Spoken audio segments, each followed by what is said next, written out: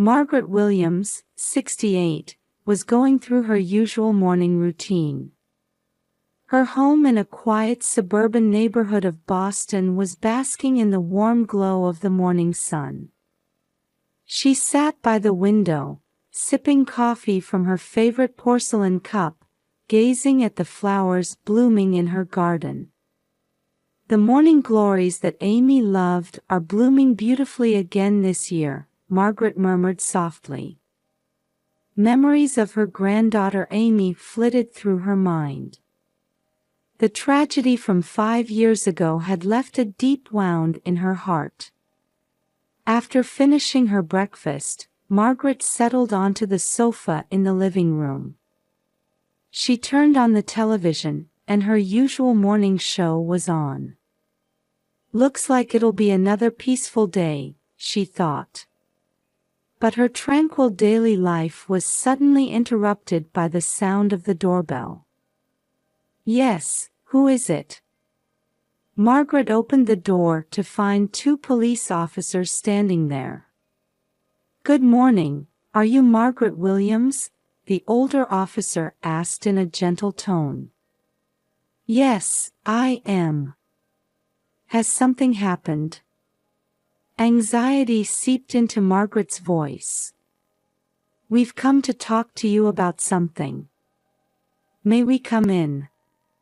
Confused, Margaret invited the 2 officers into her home. She led them to the living room and gestured for them to sit on the sofa. "Mrs. Williams, this may come as a shock, but—" the older officer began. "Your granddaughter has been found and taken into protective custody. She's severely malnourished." Margaret was momentarily at a loss for words. "I'm sorry, my granddaughter." "Yes, a 12-year-old girl named Amy Johnson. She says she's your granddaughter." The color drained from Margaret's face. There must be some mistake. My granddaughter Amy passed away 5 years ago." The officers exchanged surprised looks. "What?" the older officer exclaimed. "You say she passed away 5 years ago?" Margaret nodded slowly. "Yes, in a fire. Amy was 7 years old." Her voice trembled. The officers looked at each other, bewildered. The younger officer carefully spoke up. "But the girl we found is definitely calling herself Amy Johnson. And she knew your name and address accurately." Margaret's mind was in turmoil. Her granddaughter, who was supposed to be dead, is alive. What could this mean? Her heart began to race. What does this mean?" Margaret asked in a shaky voice. The older officer took a deep breath and began to explain. "The girl we found was discovered in a supermarket yesterday. She was extremely thin and malnourished. After being examined at the hospital, she revealed her identity to us." Margaret was speechless. After a moment of silence, she reached for her coffee cup with trembling hands. "Is this a dream?" The officers looked at Margaret with sympathetic eyes. "Mrs. Williams, we don't have all the details yet. But there's a high possibility that this girl is your granddaughter. Would you be willing to meet her?" Margaret exhaled deeply. "Yes. I'll meet her." Her voice was a mix of determination and fear. The officers stood up and began preparing to escort Margaret to the police station. Margaret gazed out the window, remembering the tragic day 5 years ago. Sitting in the back of the police car, Margaret's mind wandered back to that day 5 years ago. September 15, 2018, the day that changed her life forever. It was Amy's 7th birthday. Margaret had visited her daughter Sarah and son-in-law Mike's house to celebrate her granddaughter's birthday. The whole family had spent a wonderful time together, and Amy was delighted with her new bicycle. "Grandma, look! I can ride by myself now," Amy had shouted happily as she rode her new bike in the garden. Margaret had smiled, proud of her granddaughter's growth. "That's wonderful, Amy. You're such a smart girl." That night, Margaret returned home. She was tired but happy. However, her happiness didn't last long. In the middle of the night, she was awakened by a sudden phone call. When she picked up the receiver, she heard Sarah's panicked voice. "Mom! There's a fire. The house is burning." Margaret immediately jumped up and rushed to Sarah's house. But by the time she arrived, it was already too late. The house was engulfed in flames, and firefighters were desperately trying to extinguish the fire. "Sarah! Mike! Where's Amy?" Margaret frantically asked when she found her daughter and son-in-law. Sarah answered, sobbing, "Amy. We can't find Amy." The next few hours were like a nightmare. The firefighters searched diligently, but Amy couldn't be found. And the next morning, the worst news arrived. "I'm sorry. We found a small body in the second-floor bedroom." The fire chief's voice was heavy. Margaret collapsed to her knees. Sarah and Mike embraced each other, crying uncontrollably. Their beloved daughter, Margaret's precious granddaughter, was gone. The cause of the fire was determined to be an electrical system malfunction, and it was concluded that Amy had passed away in her sleep from smoke inhalation. The family was enveloped in deep sorrow. After the funeral, Sarah and Mike, unable to bear their grief, decided to move abroad. "Mom, I'm sorry. But being here, it reminds us of Amy. We can't go on living here," Sarah said tearfully. Margaret understood her daughter and son-in-law's decision, but her own heart was torn as well. "I understand, Sarah. Your happiness is what's most important." And so, Sarah and Mike moved to Europe. Margaret was left alone in Boston. Every day, she would talk to Amy's photo, remembering her lost granddaughter. And now, 5 years later, this sudden news was about to shake her life once again. As the police vehicle arrived at the station, Margaret took a deep breath. Her heart was filled with anticipation and fear for what was about to unfold.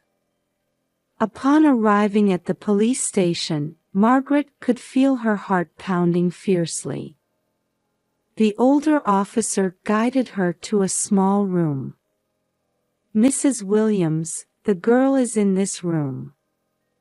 "Are you ready?" the officer asked gently. Margaret took a deep breath and answered in a trembling voice, "Yes, please." As the door opened, there sat a small girl. Margaret gasped. The girl indeed resembled Amy, but her emaciated figure had erased much of the lovely granddaughter she remembered from 5 years ago. Amy slowly raised her face, and the moment her eyes met Margaret's, she whispered in a small voice, "Grandma." Hearing that voice, Tears began to flow from Margaret's eyes. "Amy, is it really you?" Amy tried to stand up but stumbled due to her weakened state. Margaret instinctively rushed forward and embraced her granddaughter.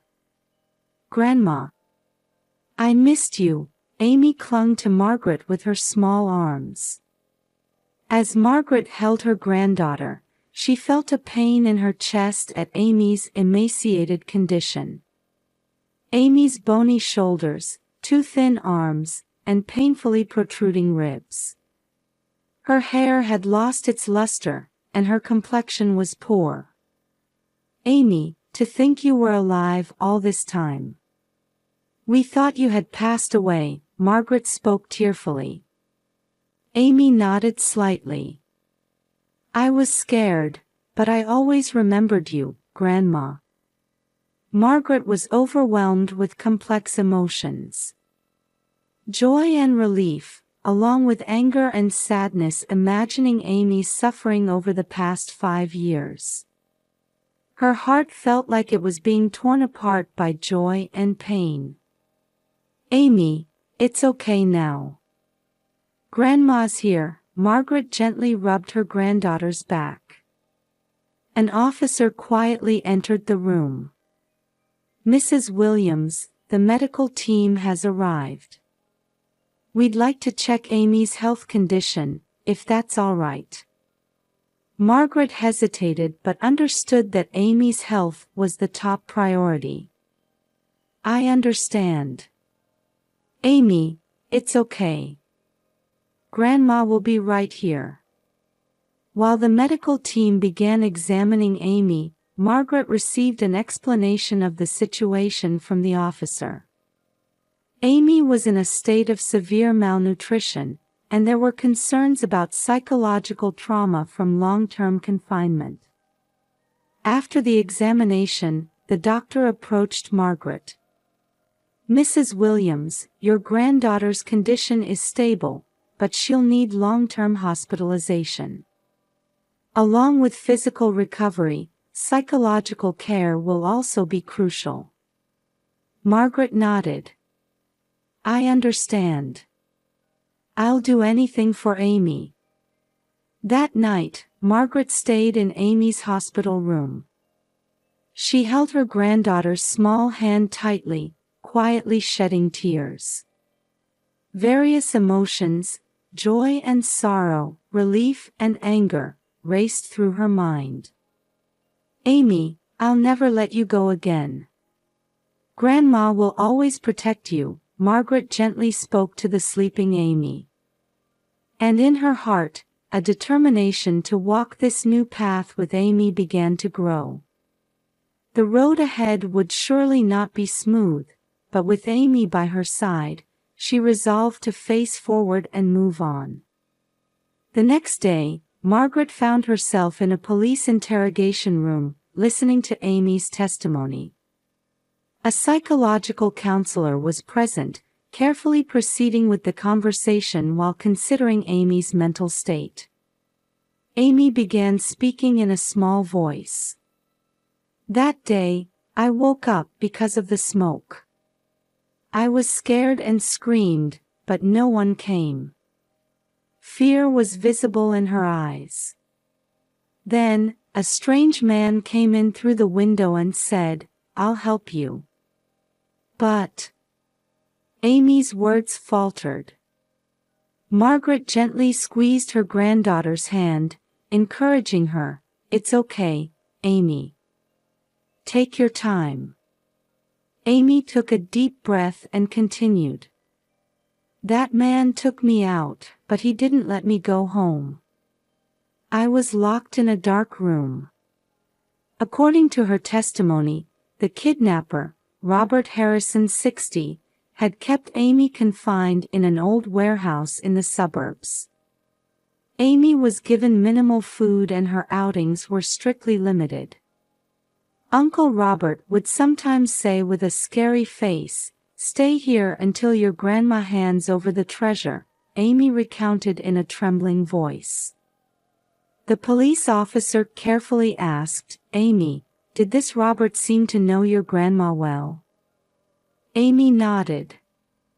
Yes, he knew Grandma's name and talked about Grandpa too. Hearing this testimony, Margaret was confused. I don't know anyone by the name of Robert Harrison. The investigator frowned. Mrs. Williams, do you have any recollection of your late husband's acquaintances? Margaret thought about her husband, George. George was in the art-dealing business. But I've never heard of anyone named Robert. At that moment, a young officer entered the room. We have a development in the investigation. Robert Harrison has a record of being arrested for art fraud 15 years ago. And it turns out he was a former colleague of Mr. George Williams. Margaret was shocked. No way. To think George was involved with such a person. The investigator carefully proceeded. Mrs. Williams, we'd like to search your home, if that's all right. There might be some clues about the treasure Robert Harrison mentioned. Margaret hesitated but realized she had to cooperate to uncover the truth. I understand. Please do. While the police search team examined Margaret's house, she stayed by her granddaughter's side. Several hours later, the investigator returned. Mrs. Williams, we discovered a hidden room in your basement. There. The investigator continued, choosing his words carefully. We found several highly valuable paintings stored there. Margaret was at a loss for words. I had no idea. The investigator looked at her sympathetically. These paintings have been internationally listed as stolen goods. It's highly likely that your husband was hiding them. Margaret's mind was in turmoil. To think that her beloved husband had been harboring such a secret. And that secret had condemned her granddaughter to 5 years of captivity. But why didn't Robert demand this from me directly? Margaret voiced her question. The investigator speculated, he probably realized you didn't know about the paintings. And by taking Amy hostage, he might have been trying to pressure you. Margaret heaved a deep sigh. Before her lay great challenges, her husband's hidden past, her granddaughter's grueling 5 years, and their life going forward. Amy, we have a long road ahead of us. But let's overcome it together. Margaret gently embraced her granddaughter. Amy nodded slightly. Yes, Grandma. If we're together, I'm sure we'll be okay. In Margaret's heart, courage to face these difficulties began to sprout. Though the life ahead would surely not be easy, she was determined to move forward with Amy by her side. Margaret paced anxiously in the hospital hallway. As Amy's treatment continued, she had managed to contact her daughter Sarah and son-in-law Mike. Amidst their shock and confusion, they immediately decided to return home. Mom, we're heading to Boston right now. Is Amy really? Sarah's voice trembled over the phone. Margaret took a deep breath before answering, Yes, Sarah. Amy is alive. But she's very weak. A few hours later, Sarah and Mike arrived at the hospital. Their faces showed the fatigue of a long journey and anxiety about what was to come. Mom. Sarah rushed to Margaret as soon as she saw her, embracing her tightly. Mike approached as well, asking with a serious expression, Please, tell us what's going on. Margaret guided them to a quiet place and explained in detail the events that had transpired. Sarah and Mike's expressions changed from surprise and joy to deep sorrow. "Can we see Amy?" Sarah asked, tears welling up in her eyes. Margaret nodded gently. "Yes, but she's still very weak. Please approach her slowly." The three of them headed to Amy's hospital room. When they opened the door, Amy was lying curled up in bed. Sarah gasped, and Mike turned away. "Amy, Mom and Dad are here," Margaret called out gently. Amy slowly raised her face and looked at her parents. Tears began to well up in her eyes. "Mom! Dad!" Sarah rushed to Amy's bedside, crying, and carefully embraced her daughter. Mike approached as well, and the family of three hugged each other. "I'm sorry, Amy. We should have kept searching for you," Sarah apologized through her tears. Amy shook her head slightly. "It's okay, Mom. I was always thinking about you and Dad." Margaret watched this emotional reunion from a short distance. Her heart was filled with joy, but she also felt anxious about the long road to recovery ahead. Over the next few weeks, Amy's recovery progressed slowly but steadily. Her nutritional state improved, and she began to gain weight. However, healing the wounds in her heart would take much longer. "Amy, how are you feeling today?" Margaret asked one day when she visited the hospital room. Amy smiled slightly. "A little better, I think. But I still have scary dreams sometimes." Sarah and Mike visited Amy every day, trying to rebuild their family bond. They were carefully reconstructing their relationship with Amy, guided by advice from the psychological counselor. "Amy, we'll always be here for you. Even if you're scared, you're not alone anymore." Mike gently held his daughter's hand. Surrounded by her family's love, Amy gradually began to smile more. She started to share bits and pieces of her experiences over the past 5 years with her parents and Margaret. It was a painful process for the whole family, but it was also healing. As the day of discharge approached, the family discussed their future life. Sarah and Mike decided to arrange their work and stay in Boston for a while.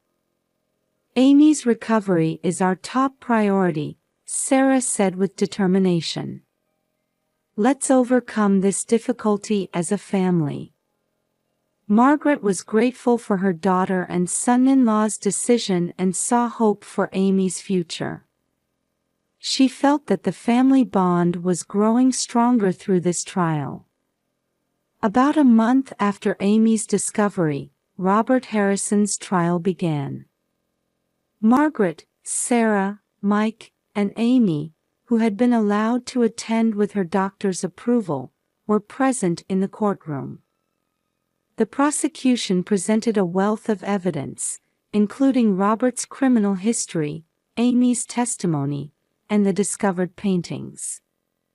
Robert maintained an expressionless face throughout, but made an unexpected statement at the end. "I admit my guilt." However, it was triggered by George Williams' betrayal. This statement caused an uproar in the courtroom. After the judge called for order, Robert continued.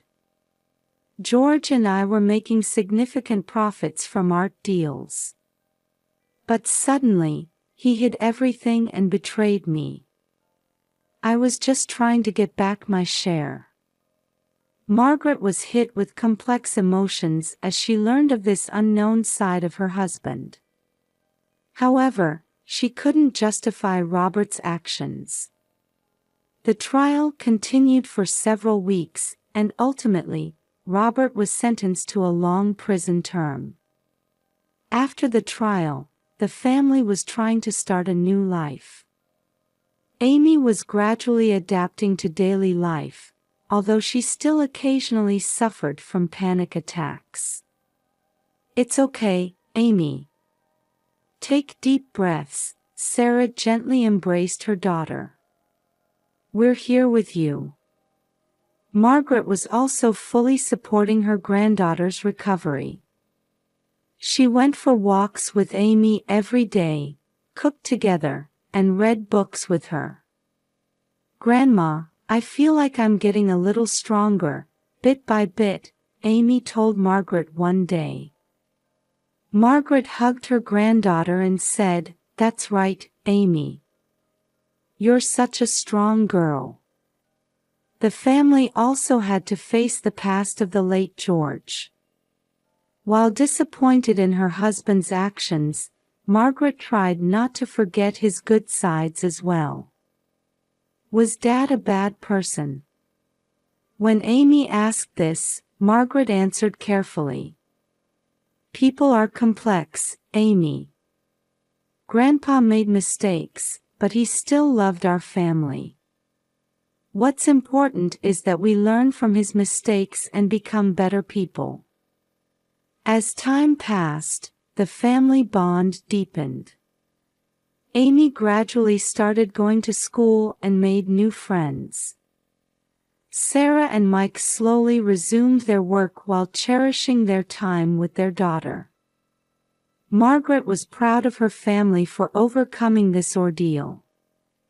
She knew they couldn't get back the lost 5 years, but she found hope for the life ahead. "It's the beginning of our new life," Margaret smiled as she watched her family relaxing in the garden. Amy ran up to Margaret and took her hand. "Grandma, let's plant flowers together." Margaret felt happiness in her granddaughter's smile. She vowed in her heart to cherish each day, living it preciously with her family.